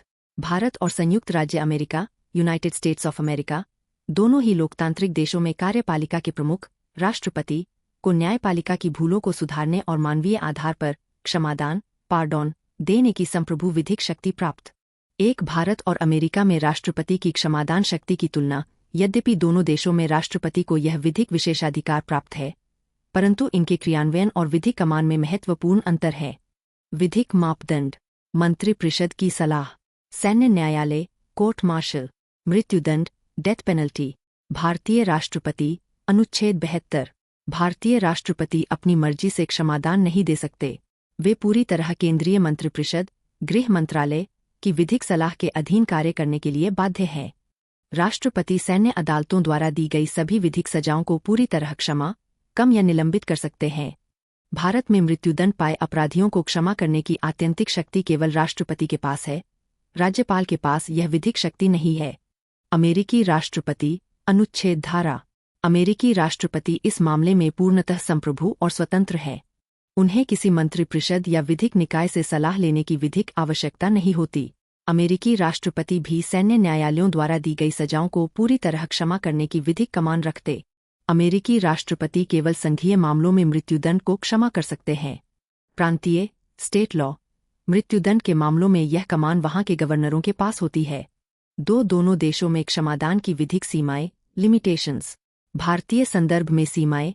भारत में राष्ट्रपति की इस शक्ति पर संवैधानिक सीमाएं हैं। केहर सिंह और एपुरु सुधाकर बनाम आंध्र प्रदेश राज्यवादों के तहत सर्वोच्च न्यायालय ने माना कि राष्ट्रपति का निर्णय न्यायिक समीक्षा, जुडिशियल रिव्यू के विधिक अधीन है। यदि निर्णय दुर्भावनापूर्ण, मनमाना या राजनीतिक पूर्वाग्रह से ग्रसित पाया जाता है, तो न्यायालय उसे विधिक रूप से रद्द कर सकता है। 0। अमेरिकी संदर्भ में सीमाएं। अमेरिकी संविधान के तहत राष्ट्रपति केवल संघीय अपराधों, फेडरल ऑफेंसेस, में ही क्षमादान दे सकते हैं, राज्यों के कानूनों, स्टेट लॉज, के उल्लंघन पर नहीं। इसके अतिरिक्त सबसे बड़ी विधिक सीमा यह है कि राष्ट्रपति महाभियोग, इम्पीचमेंट के मामलों में किसी को भी क्षमा नहीं कर सकते। 3। अग्रिम माफी, एडवांस बटा प्रिएम्प्टिव पार्डन, क्या होती है? अग्रिम माफी न्यायशास्त्र का एक ऐसा विशिष्ट सिद्धांत है जिसके तहत किसी व्यक्ति को अपराध की औपचारिक जांच, विधिक आरोप, इंडिक्टमेंट तय होने या न्यायालय द्वारा दोषी सिद्ध किए जाने से पहले ही भविष्य की विधिक कार्यवाहियों से बचाने के लिए पूर्ण क्षमादान दे दिया जाता है। अमेरिकी विधिक प्रतिमानः अमेरिका में अग्रिम माफी पूरी तरह विधिक रूप से मान्य है। अमेरिकी सर्वोच्च न्यायालय ने एक्स पार्टी गार्लैंड 1867 वाद में यह स्पष्ट किया था कि राष्ट्रपति की क्षमादान शक्ति अपराध की विधिक दोषसिद्ध इसे पहले भी लागू की जा सकती है। इसके ऐतिहासिक विधिक उदाहरण निम्नलिखित। 0। रिचर्ड निक्सन मामला 1974 उदास स्माइली वाटरगेट घोटाले के बाद राष्ट्रपति जेराल्ड फोर्ड ने पूर्व राष्ट्रपति रिचर्ड निक्सन को उनके कार्यकाल के दौरान किए गए या किए जा सकने वाले सभी संभावित संघीय अपराधों के लिए अग्रिम माफी दे दी थी, जिससे उन पर कोई विधिक मुकदमा नहीं चलाया जा सका। भारतीय विधिक स्थिति भारत में अग्रिम माफी का कोई प्रत्यक्ष संवैधानिक प्रावधान या चलन नहीं है। अनुच्छेद 72 के तहत राष्ट्रपति की क्षमादान शक्ति की कमान केवल न्यायालय द्वारा दंड या दंडादेश दिए जाने के बाद या विधिक प्रक्रिया पूर्ण होने के स्तर पर ही व्यावहारिक रूप से उपयोग की जाती है। भारत में बिना विधिक जांच या दोष सिद्धि के अग्रिम रूप से माफी देना कानून के शासन, रूल ऑफ लॉ और न्यायिक संप्रभुता के विधिक सिद्धांतों के प्रतिकूल माना जाता है। निष्कर्ष 25 शब्द। निष्कर्षतः जहां अमेरिकी क्षमादान प्रणाली राष्ट्रपति को एक संप्रभु राजा की भांति निरपेक्ष कमान देती है, वहीं भारतीय प्रणाली संवैधानिक नैतिकता और न्यायिक जवाबदेही के विधिक संतुलन पर टिकी है। प्रश्न है, ई गवर्नेंस सेवा प्रदायगी की प्रक्रिया में डिजिटल प्रौद्योगिकी का नैतिक, रूटीन कार्यों में अनुप्रयोग मात्र ही नहीं है। इसमें पारदर्शिता और जवाबदेहिता को सुनिश्चित करने के लिए विविध प्रकार की अंतरक्रियाएं, इंटरैक्शंस भी हैं। इस संदर्भ में ई गवर्नेंस के इंटरैक्टिव सर्विस मॉडल का मूल्यांकन कीजिए। 300 शब्द। उत्तर। भूमिका 25 शब्द। ई गवर्नेंस का अर्थ केवल प्रशासनिक फाइलों का कंप्यूटरीकरण करना मात्र नहीं है, बल्कि यह सुशासन, गुड गवर्नेंस का एक ऐसा साधन है जो राज्य और नागरिकों के बीच के संवाद को इंटरैक्टिव सर्विस मॉडल के माध्यम से पारदर्शी और जवाबदेह बनाता है। एक ई गवर्नेंस का इंटरैक्टिव सर्विस मॉडल। सार्थक अंतःक्रियाएं। यह मॉडल पारंपरिक एक तरफा सूचना प्रवाह, स्टैटिक इंफॉर्मेशन फ्लो के विपरीत दो तरफा संचार, टू वे कम्युनिकेशन और रियल टाइम अंतःक्रिया पर आधारित है। यह निम्नलिखित 4 प्रमुख विधिक और प्रशासनिक श्रेणियों में पारदर्शिता व जवाबदेही को संस्थागत रूप देता है। टू सिटीजन G2C नागरिक केवल डिजिटल पोर्टल से प्रमाणपत्र डाउनलोड नहीं करते, बल्कि अपनी विशिष्ट विधिक समस्याओं या सेवा में देरी की शिकायत CPG-RMS, स्क्राम्स या राज्य स्तरीय जन सुनवाई पोर्टल पर दर्ज कर उसकी लाइव ट्रैकिंग कर सकते हैं। टू बिजनेस G2B व्यापारिक सुगमता, ईज ऑफ डूइंग बिजनेस के तहत निविदाओं, टेंडर्स की कमान अब ई प्रोक्योरमेंट के माध्यम से पूरी तरह पारदर्शी है। इससे सरकारी खरीद में सांठगांठ और भ्रष्टाचार पर विधिक अंकुश लगा है। 0.10.4 G2G विभिन्न मंत्रालयों और केंद्र राज्य स्तर पर डेटा का कूटनीतिक संलयन, इंटरऑपरेबिलिटी होता है, जिससे प्रशासनिक सुस्ती समाप्त होती है। टू एम्प्लॉई G2G लोक सेवकों की जवाबदेही तय करने के लिए मानव संसाधन कमान प्रणालियां कार्यरत है। 2 पारदर्शिता और जवाबदेही सुनिश्चित करने में इस मॉडल का मूल्यांकन का सकारात्मक प्रभाव, पॉजिटिव एडवांसमेंट्स। 0 मध्यस्थों, मिडलमैन का विलोपन। अंतःक्रियात्मक मॉडलों ने लोक सेवकों के विवेकाधीन प्राधिकार, डिस्क्रेशनरी पावर को कम किया है। प्रत्यक्ष लाभ अंतरण DBT और डिजिलॉकर इसके प्रत्यक्ष उदाहरण हैं, जहां नागरिक सीधे राज्य से जुड़ता है। 0 रियल टाइम जवाबदेही। लोक सेवा गारंटी अधिनियमों के डिजिटल एकीकरण से यह विधिक रूप से ट्रैक किया जा सकता है कि कौन सी फाइल किस अधिकारी के पास कितने समय से लंबित है। अंतर्निहित विधिक व व्यावहारिक सीमाएं, चैलेंजेस। 0 डिजिटल डिवाइड भारत के सुदूर ग्रामीण और पेरी अर्बन क्षेत्रों में इंटरनेट की धीमी गति और तकनीकी साक्षरता की कमी के कारण यह मॉडल अंतिम छोर के वंचित नागरिकों के लिए अमूर्त, इनएक्सेसिबल बना हुआ है। और 0 डेटा सुरक्षा व निजता की विधिक चुनौती। अत्यधिक अंतःक्रियात्मकता के कारण नागरिकों का संवेदनशील डेटा क्लाउड पर साझा होता है, जिससे डिजिटल संप्रभुता और डिजिटल व्यक्तिगत डेटा संरक्षण DPDP अधिनियम 2023 के विधिक मानकों का कड़ाई से पालन कराना एक बड़ी चुनौती है। तकनीकी शून्यता। सरकारी विभागों के भीतर लोक सेवकों की पारंपरिक लाल फीताशाही, ब्यूरोक्रेटिक इनर्शिया वाली मानसिकता डिजिटल अंतःक्रिया को केवल औपचारिकता तक सीमित कर देती है। निष्कर्ष 25 शब्द। निष्कर्षतः ई गवर्नेंस का इंटरैक्टिव मॉडल सुशासन की आत्मा है। इसकी सफलता लोक सेवकों के व्यवहार परिवर्तन और अंतिम छोर तक डिजिटल अवसंरचना के विधिक सशक्तिकरण पर टिकी है। प्रश्न है, जनप्रतिनिधित्व अधिनियम 1951 के उद्देश्य से भ्रष्ट आचरण की विवेचना कीजिए। विश्लेषण कीजिए कि क्या विधायकों एवं अथवा उनके सहयोगियों की आय के ज्ञात स्रोतों के विपरीत अनुपात में संपत्ति में वृद्धि असमयक असर सृजित करता है और परिणामतः भ्रष्ट आचरण है। 300 शब्द। उत्तर। भूमिका 25 शब्द। स्वतंत्र और निष्पक्ष चुनाव सुनिश्चित करने के लिए जनप्रतिनिधित्व अधिनियम RPA 1951 की धारा 123 के तहत भ्रष्ट आचरण, करप्ट प्रैक्टिसेस को विधिक रूप से परिभाषित और प्रतिबंधित किया गया है। एक जनप्रतिनिधित्व अधिनियम 1951 के तहत भ्रष्ट आचरण की विधिक विवेचना। अधिनियम की धारा 123 के अंतर्गत निम्नलिखित कृत्यों को भ्रष्ट आचरण माना गया है, जिसके आधार पर किसी भी निर्वाचित उम्मीदवार का चुनाव विधिक रूप से शून्य वॉइड घोषित किया जा सकता है। शून्य रिश्वतखोरी, ब्राइबरी, मतदाताओं को किसी विशेष पक्ष में मतदान करने या उम्मीदवार को चुनाव से हटने के लिए प्रत्यक्ष या अप्रत्यक्ष रूप से वित्तीय या भौतिक प्रलोभन देना। शून्य असमयक असर, अनड्यू इन्फ्लुएंस, किसी मतदाता या उम्मीदवार को विधिक, सामाजिक या आध्यात्मिक क्षति, दैवीय प्रकोप का डर की धमकी देकर उसके चुनावी अधिकारों के स्वतंत्र प्रयोग में बाधा डालना। शून्य धार्मिक व जातीय अपीलह, चुनाव को प्रभावित करने के लिए धर्म, जाति, समुदाय, मूलवंश या भाषा के प्रतीकों का कूटनीतिक उपयोग करना या राष्ट्रीय प्रतीकों जैसे राष्ट्रीय ध्वज का दुरुपयोग करना। शून्य सत्य से परे विधिक दुष्प्रचार, किसी अन्य उम्मीदवार के व्यक्तिगत चरित्र या आचरण के संबंध में जानबूझकर झूठे बयान प्रकाशित करना जिससे उसकी चुनावी संभावनाओं को ठेस पहुंचे। शून्य सरकारी मशीनरी का दुरुपयोग, अपने चुनाव प्रचार के लिए लोक सेवकों जैसे राजपत्रित अधिकारी, न्यायाधीश या पुलिस बलों की सहायता या कमान प्राप्त करना। दो ज्ञात स्रोतों से अधिक संपत्ति में वृद्धि और असमयक असर का विधिक विश्लेषण। यह प्रश्न कि क्या किसी विधायक या उसके सहयोगियों की आय के ज्ञात स्रोतों के विपरीत अनुपात में संपत्ति में अत्यधिक वृद्धि, डिस्प्रपोर्शनेट एसेट्स, असमयक असर, अनड्यू इन्फ्लुएंस के तहत भ्रष्ट आचरण है। न्यायशास्त्र का एक अत्यंत गंभीर विधिक बिंदु है का असमयक असर और मतदाता स्वायत्तता का हनन। सर्वोच्च न्यायालय का विधिक दृष्टिकोण, लोक प्रहरी बनाम भारत संघ 2018 और एस. सुब्रमण्यम बालाजी वाद के आलोक में न्यायपालिका ने स्पष्ट किया है कि चुनाव लड़ते समय उम्मीदवार और उसके आश्रितों सहयोगियों की संपत्ति का पारदर्शी प्रकटीकरण, डिस्क्लोजर, अनुच्छेद 19(1) के तहत मतदाताओं के जानने के मौलिक अधिकार का हिस्सा है। प्रच्छन्न दबाव, कवर्ट इन्फ्लुएंस, यदि कोई जनप्रतिनिधि पद पर रहते हुए या चुनाव के दौरान आय से अधिक अकूत संपत्ति अर्जित करता है तो यह माना जाता है कि वह अपनी अत्यधिक वित्तीय कमान, मनी पावर और राजकोषीय बाहुबल के माध्यम से चुनावी प्रक्रिया की निष्पक्षता को कूटनीतिक रूप से दूषित कर रहा है। यह मतदाताओं के स्वतंत्र विधिक विवेक पर एक असमयक असर या अनुचित मनोवैज्ञानिक दबाव सृजित करता है। परिणामतः भ्रष्ट आचरण की विधिक स्थिति। सांविधिक कमान का विस्तार, यद्यपि आय से अधिक संपत्ति का मामला सीधे तौर पर भ्रष्टाचार निवारण अधिनियम 1988 के तहत एक गंभीर विधिक अपराध है, परंतु आरपीए 1951 की धारा 123(2) के व्यापक विधिक दायरे के अंतर्गत इसे असमयक असर का ही एक रूप माना जाता है।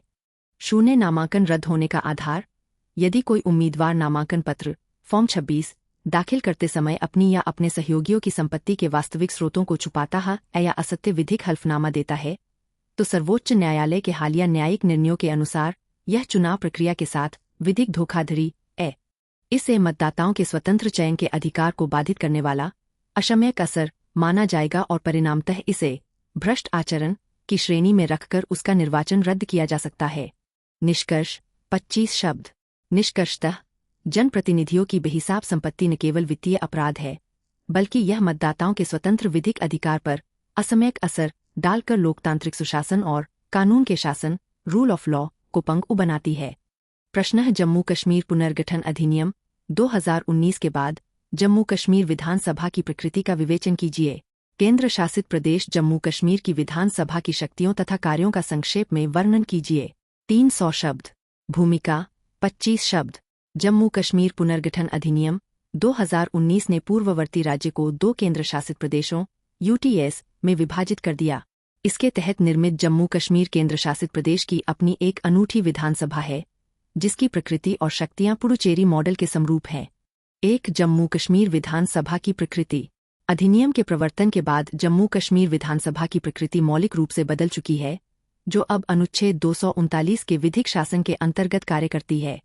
केंद्र शासित प्रदेश की विधानसभा अब यह एक पूर्ण संप्रभु राज्य की विधायिका न होकर एक केंद्र शासित प्रदेश की विधानसभा है। इसका कार्यकाल पूर्व के 6 वर्ष से घटाकर 5 वर्ष विधिक रूप से कर दिया गया है।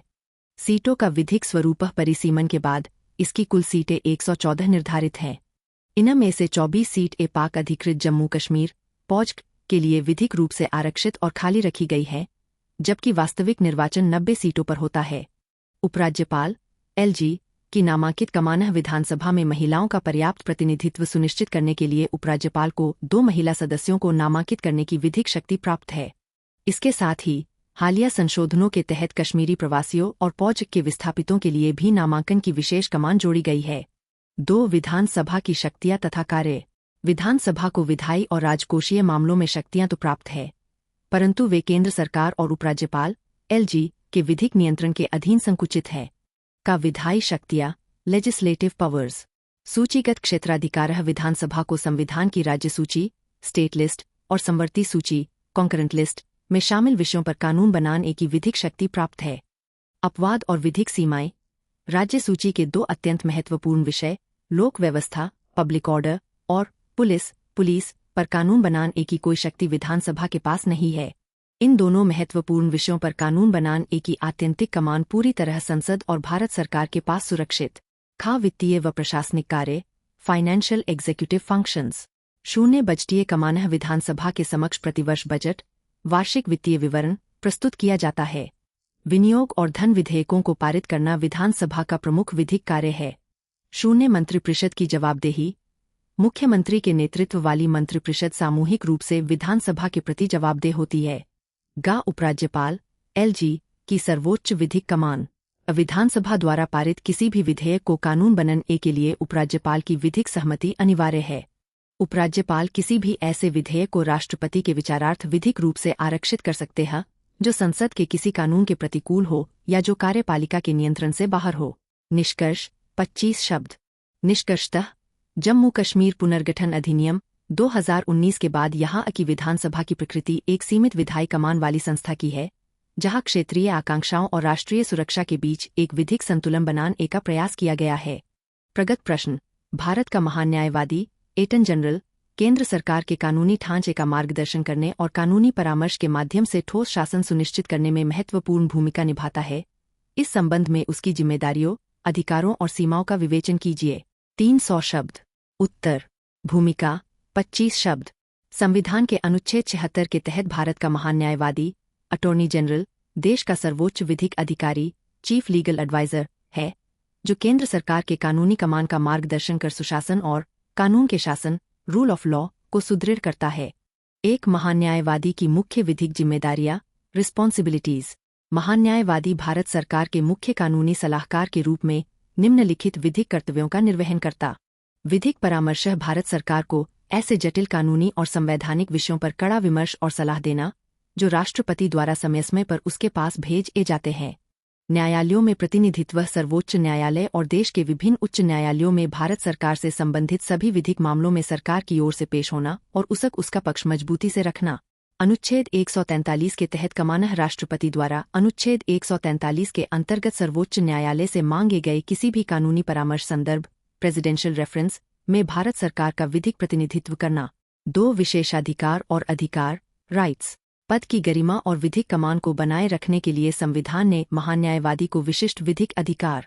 सुनवाई का अधिकार। उसे भारत के राज्य क्षेत्र के अंतर्गत आने वाले सभी न्यायालयों में सुनवाई का विधिक अधिकार राइट ऑफ ऑडियंस प्राप्त है। संसदीय विशेषाधिकार। अनुच्छेद 88 के तहत महान न्यायवादी को संसद के दोनों सदनों लोकसभा और राज्यसभा की कार्यवाही में भाग लेने, बोलने और संयुक्त बैठक में शामिल होने का पूर्ण अधिकार है, हालांकि उसे मतदान करने का विधिक अधिकार नहीं है। उसे संसद सदस्य के समान सभी विधिक विशेषाधिकार व उन्मुक्तियां इम्यूनिटीज प्राप्त होती हैं। 3 विधिक और प्रशासनिक सीमाएं लिमिटेशंस। कार्यपालिका और न्यायपालिका के बीच संतुलन बनाए रखने के लिए महान न्यायवादी के पद पर निम्नलिखित विधिक सीमाएं आरोपित की गई है। 0 सरकार के विरुद्ध कार्य पर रोक। वह भारत सरकार के विधिक कमान के विरुद्ध न तो कोई सलाह दे सकता है और न ही सरकार के खिलाफ किसी मामले में कोर्ट में पक्ष रख सकता है। आपराधिक मामलों में विधिक सीमा। वह भारत सरकार की पूर्व विधिक अनुमति के बिना किसी भी आपराधिक मामले में अभियुक्त अक्यूज्ड का बचाव नहीं कर सकता। पूर्णकालिक लोक सेवक नहीं। महान न्यायवादी सरकारी कर्मचारी नहीं है और वह राष्ट्रपति के प्रसाद पर्यंत प्लेजर ऑफ द प्रेसिडेंट पद धारण करता है। उसे निजी विधिक वकालत प्राइवेट प्रैक्टिस करने की अनुमति है, बशर्ते वह सरकार के हितों के टकराव में न हो। निष्कर्ष 25 शब्द। निष्कर्षतः महान न्यायवादी का पद राजनीति से ऊपर उठकर संवैधानिक नैतिकता की रक्षा करने और लोक कल्याणकारी राज्य के विधिक ढांचे को निष्पक्ष बनाए रखने की एक अनिवार्य लोकतांत्रिक कमान है। प्रश्न ई गवर्नेंस परियोजनाओं में उपयोगकर्ता केंद्रित डिजाइनों यूजर सेंट्रिक डिजाइन्स की तुलना में प्रौद्योगिकी और बैक एंड एकीकरण टेक्नोलॉजी बैक एंड इंटीग्रेशन के प्रति अंतर्निहित पूर्वाग्रह है। परीक्षण कीजिए। 300 शब्द। उत्तर। भूमिका 25 शब्द। ई गवर्नेंस का आदर्श वाक्य डिजिटल साक्षरता और सुलभता है। परंतु व्यावहारिक धरातल पर अधिकांश ई गवर्नेंस परियोजनाएं अग्रिम पंक्ति के नागरिकों के अनुभवों UI/UX के बजाय जटिल तकनीकी कोडिंग और बैक एंड एकीकरण के प्रति अधिक पूर्वाग्रही दिखाई देती है। एक प्रौद्योगिकी और बैक एंड एकीकरण के प्रति अंतर्निहित पूर्वाग्रह के विधिक व प्रशासनिक साक्ष्य। ई गवर्नेंस परियोजनाओं के निर्माण चरण डिजाइन फेज में सिस्टम इंजीनियरों और सरकारी विभागों का ध्यान केवल डेटा भंडारण, सुरक्षा प्रोटोकॉल और विभागीय तालमेल पर केंद्रित रहता है। आंतरिक प्रशासनिक कमान पर ध्यान अधिकांश सरकारी पोर्टल जैसे भूमि ई रिकॉर्ड या कर प्रणाली को नौकरशाही के उपयोग की आसानी और डेटा इंटरऑपरेबिलिटी को ध्यान में रखकर डिजाइन किया जाता है, न कि देश के 21 वर्ष के युवा या ग्रामीण उपयोगकर्ता के डिजिटल कौशल को ध्यान में रखकर। शून्य क्लिष्ट विधिक भाषा का डिजिटल अनुवाद डिजिटल अनुप्रयोगों ऐप्स में प्रशासनिक शब्दावली का सीधे अनुवाद कर दिया जाता है। साधारण नागरिक इन शब्दों के अर्थ और जटिल ड्रॉपडाउन मेन्यूज को समझने में भ्रमित हो जाते हैं, जिससे वे डिजिटल रूप से बहिष्कृत महसूस करते हैं। प्रौद्योगिकी के प्रति आकर्षण टेक्नोसेंट्रिज्म राज्य अक्सर अत्याधुनिक सॉफ्टवेयर और सर्वर क्षमता पर करोड़ों का वित्तीय बजट व्यय करता है, परंतु उस फ्रंट एंड यूजर इंटरफेस को सरल बनाने पर निवेश नगण्य होता है, जिसे अंतिम छोर के नागरिक को स्पर्श करना है। 2 उपयोगकर्ता केंद्रित डिजाइनों यूजर सेंट्रिक की उपेक्षा के गंभीर परिणाम इस तकनीकी पूर्वाग्रह के कारण सुशासन गुड गवर्नेंस के मूल उद्देश्य निम्नलिखित विसंगतियों से प्रभावित होते हैं। शून्य मध्यस्थों मिडलमैन का नया जाल है। जब सरकारी ऐप्स की डिजाइन उपयोगकर्ता के अनुकूल नहीं होती, तो आम नागरिकों को मामूली प्रमाणपत्र डाउनलोड करने के लिए भी प्रज्ञा केंद्रों या निजी साइबर कैफे संचालकों पर निर्भर होना पड़ता है। यह डिजिटल बिचौलियों की एक नई श्रेणी को जन्म देता है। डिजिटल डिवाइड का गहराना स्मार्टफोन के बढ़ते प्रसार के बावजूद जटिल तकनीकी कमान वाले पोर्टल्स ग्रामीण और पेरी-अर्बन आबादी, विशेषकर वृद्धों और दिव्यांगों के लिए अमूर्त इनएक्सेसिबल बने हुए हैं। 3 संतुलित सुशासन के उपाय द सॉल्यूशन। इस विसंगति को दूर करने के लिए भारत के राष्ट्रीय ई गवर्नेंस प्रभाग ने GD को सिटीजन फर्स्ट का विधिक दृष्टिकोण अपनाना होगा। शून्य सुलभता मानक W3C गाइडलाइंस सरकारी वेबसाइटों को दिव्यांग अनुकूल और स्थानीय भाषाओं के सरलतम audio visual voice based commands प्रारूप में बदला जाए। शून्य प्रतिक्रिया तंत्र फीडबैक लूप्स किसी भी बड़े डिजिटल अनुप्रयोग जैसे उमंग या जनसमर्थ पोर्टल को व्यापक स्तर पर लागू करने से पहले ग्रामीण स्तर पर उसका उपयोगकर्ता परीक्षण UI/UX यूजर टेस्टिंग अनिवार्य विधिक प्रोटोकॉल बनाया जाए। निष्कर्ष 25 शब्द। निष्कर्षतः ई गवर्नेंस को वास्तविक रूप से नागरिक केंद्रित सिटीजन सेंट्रिक होना होगा। जब तक फ्रंट एंड डिजाइन अंतिम छोर के अशिक्षित नागरिक के लिए सुलभ नहीं होगी, तब तक डिजिटल लोकतंत्र का सुशासन अधूरा रहेगा। प्रश्न संवैधानिक नैतिकता एक आलम्ब है जो कि उच्च पदाधिकारियों और नागरिकों पर समान रूप से आवश्यक नियंत्रण का कार्य करता है। सर्वोच्च न्यायालय के उपर्युक्त प्रेक्षण के संदर्भ में संवैधानिक नैतिकता की अवधारणा तथा भारत में न्यायपालिका की स्वतंत्रता एवं न्यायिक उत्तरदायित्व के मध्य संतुलन सुनिश्चित करने में इसकी प्रयोज्यता की व्याख्या कीजिए। 300 शब्द। भूमिका 25 शब्द। संवैधानिक नैतिकता कॉन्स्टिट्यूशनल मोरालिटी का तात्पर्य केवल संविधान के विधिक पाठ का पालन करना नहीं है, बल्कि उसके अंतर्निहित लोकतांत्रिक मूल्यों, न्यायशास्त्र और कानून के शासन रूल ऑफ लॉ के प्रति गहरी निष्ठा रखना है। एक संवैधानिक नैतिकता की अवधारणा एक विधिक नियंत्रण मूल रूप से ब्रिटिश इतिहासकार जॉर्ज ग्रोट द्वारा प्रतिपादित और B.R. आम्बेडकर द्वारा भारतीय संदर्भ में रेखांकित यह अवधारणा नवतेज सिंह जौहर और सबरीमालावाद 2018 में सर्वोच्च न्यायालय द्वारा सुदृढ़ की गई। यह केवल आम नागरिकों पर ही नहीं, बल्कि कार्यपालिका, विधायिका और न्यायपालिका के उच्च पदाधिकारियों पर एक स्वधिरोपित विधिक व नैतिक नियंत्रण चेक के रूप में कार्य करती है। यह सुनिश्चित करती है कि कोई भी अंग अपनी संप्रभु शक्तियों का दुरुपयोग कर बहुसंख्यकवाद या प्रशासनिक मनमानेपन को प्रश्रय न दे। 2 न्यायपालिका की स्वतंत्रता एवं न्यायिक उत्तरदायित्व के मध्य संतुलन में प्रयोज्यता। भारतीय सुशासन में न्यायपालिका की स्वतंत्रता अनुच्छेद 50 लोकतंत्र की रक्षा के लिए अनिवार्य है, परंतु यह स्वतंत्रता निरंकुशता में न बदले, इसके लिए न्यायिक उत्तरदायित्व जुडिशियल अकाउंटेबिलिटी भी उतना ही आवश्यक है। संवैधानिक नैतिकता इस संतुलन को निम्नलिखित आयामों में साधती है। न्यायिक सक्रियता बनाम न्यायिक अतिक्रमण। संवैधानिक नैतिकता न्यायाधीशों को यह स्मरण कराती है कि वे जनहित याचिकाओं PIL के माध्यम से प्रशासनिक कमियों को सुधारें, जुडिशियल एक्टिविज्म, परंतु नीति निर्माण की कमान अपने हाथ में लेकर विधायिका के क्षेत्राधिकार में न्यायिक अतिक्रमण जुडिशल ओवररीच न करें। यह शक्तियों के पृथक्करण के विधिक सिद्धांत का आदर करना सिखाती है। न्यायिक नियुक्तियों में सुचिता कॉलेजियम प्रणाली के संचालन में संवैधानिक नैतिकता यह मांग करती है कि भाई भतीजावाद से ऊपर उठकर पूर्ण विधिक निष्पक्षता, योग्यता और पारदर्शिता के साथ न्यायाधीशों की नियुक्ति की जाए, ताकि न्यायपालिका की साख लोक धारणा में सर्वोच्च बनी रहे। स्वतः संज्ञान, सुओमोटो और स्वनियंत्रण न्यायाधीशों द्वारा अपने आचरण में विधिक आचार संहिता रिस्ट्रेंट का पालन करना और व्यक्तिगत पूर्वाग्रहों से मुक्त होकर संवैधानिक नैतिकता को सामाजिक रूढ़ियों से ऊपर रखना इस संतुलन का मुख्य स्तंभ है। निष्कर्ष 25 शब्द। निष्कर्षतः संवैधानिक नैतिकता वह अदृश्य विधिक धागा है जो न्यायिक स्वतंत्रता की रक्षा करते हुए उसे जनता के प्रति जवाबदेह बनाता है, जिससे भारतीय प्रजातंत्र का संतुलन अक्षुण्ण रहता है। प्रश्न: भारतीय संविधान ने कुछ प्रक्रियात्मक अवरोधों के साथ सामान्य विधायी संस्थाओं को संविधान संशोधन की शक्ति प्रदान की है। इस कथन को दृष्टिगत कर संसद के संविधान संशोधन की शक्ति पर प्रक्रियात्मक एवं सारभूत परिसीमाओं का परीक्षण कीजिए। 300 शब्द। भूमिका 25 शब्द। भारतीय संविधान का अनुच्छेद 368 संसद को संविधान संशोधन की शक्ति प्रदान करता है। यह शक्ति न तो पूर्णतः लचीली है और न ही पूर्णतः कठोर, बल्कि इस पर विधिक सीमाओं का एक कड़ा संतुलन आरोपित है। एक प्रक्रियात्मक परिसीमाएं, प्रोसीजरल लिमिटेशंस। संसद द्वारा संविधान संशोधन की विधिक प्रक्रिया सामान्य कानून बनाने की तुलना में कठिन है, जो इसके दुरुपयोग पर प्रक्रियात्मक नियंत्रण लगाती है। शून्य विशिष्ट बहुमत की कमान अनुच्छेद 368(2) के तहत अधिकांश संशोधनों के लिए संसद के प्रत्येक सदन में उपस्थित और मतदान करने वाले सदस्यों के दो तिहाई बहुमत तथा सदन की कुल सदस्य संख्या के बहुमत की विधिक आवश्यकता होती है। शून्य संघीय विधिक सहमति। यदि संशोधन से केंद्र राज्य संबंधों या संघीय ढांचे जैसे अनुच्छेद 53, 73 या 7वीं अनुसूची पर प्रभाव पड़ता है, तो संसद के विशिष्ट बहुमत के साथ साथ कम से कम आधे राज्यों के विधानमंडलों का अनुसमर्थन रैटिफिकेशन अनिवार्य है। संयुक्त बैठक जॉइंट सिटिंग का अभाव। सामान्य विधेयकों के विपरीत संविधान संशोधन विधेयक पर दोनों सदनों में गतिरोध होने पर अनुच्छेद 108 के तहत संयुक्त बैठक बुलाने का कोई विधिक प्रावधान नहीं है। विधेयक को दोनों सदनों द्वारा अलग अलग पारित किया जाना अनिवार्य है। और राष्ट्रपति की विधिक बाध्यता।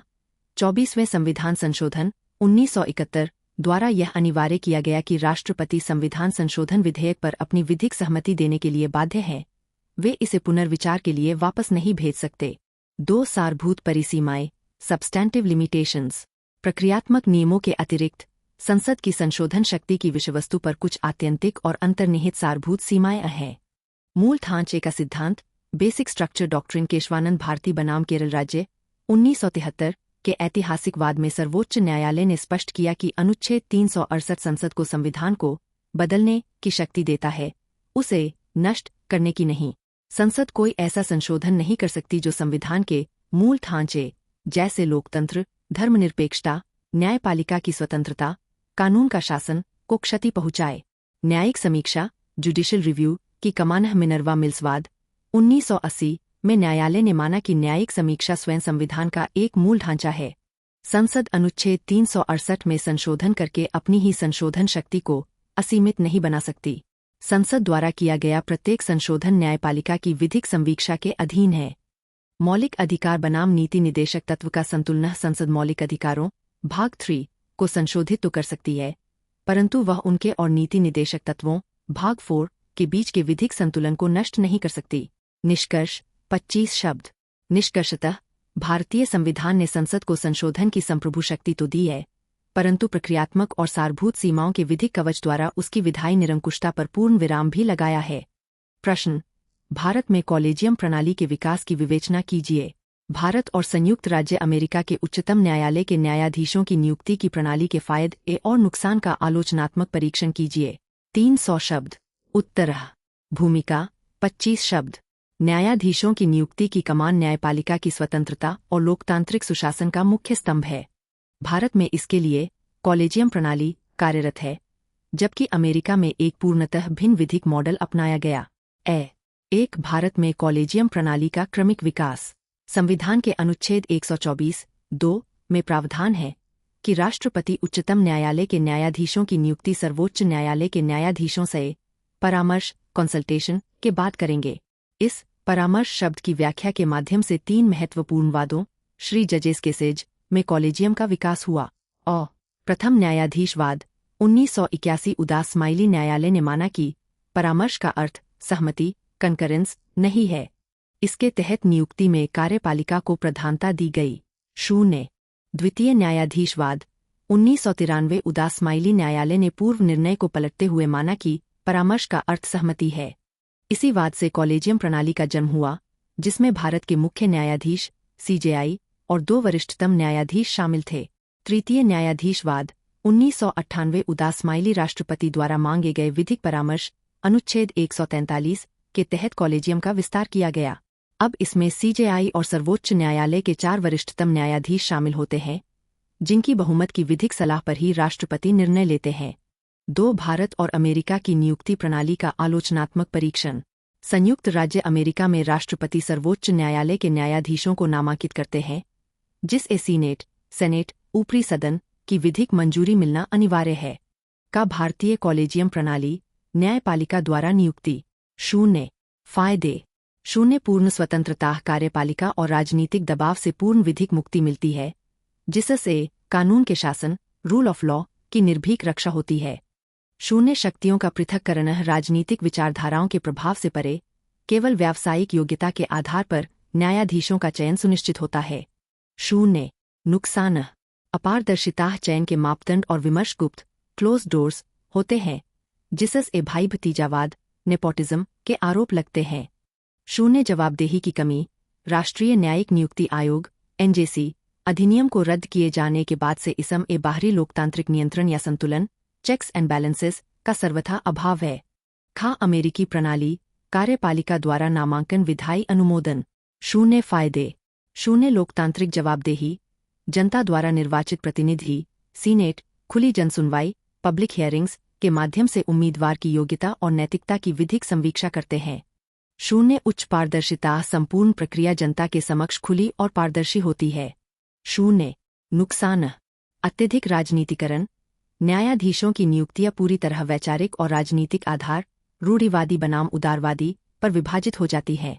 0 पक्षपात का संकट, यदि सीनेट और राष्ट्रपति एक ही राजनीतिक दल के हों तो निष्पक्षता संकुचित हो जाती है, विपरीत होने पर विधायी गतिरोध पैदा होता है।